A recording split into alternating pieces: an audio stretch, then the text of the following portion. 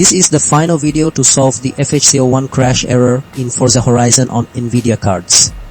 Because I also faced the same issue and tested lots of ways, but finally found multiple methods to solve the FHC01 crash error in Forza Horizon on Nvidia cards, and I'm going to share them with you.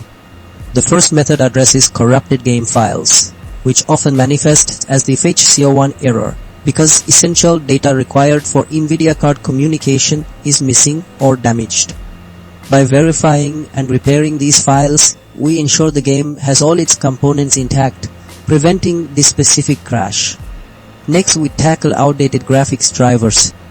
Nvidia drivers are optimized for specific game versions, and an older driver might lack the necessary compatibility or contain bugs that trigger FHC01 errors, especially with newer game updates.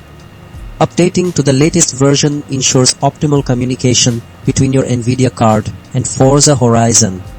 Method 3 involves adjusting Windows visual effects.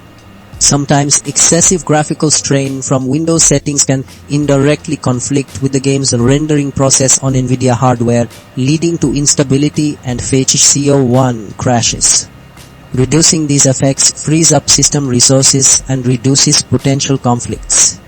Finally, we will implement a specific workaround for Nvidia control panel settings. Certain global or game-specific settings within the Nvidia control panel can inadvertently cause conflicts or performance issues that trigger the FHC01 error.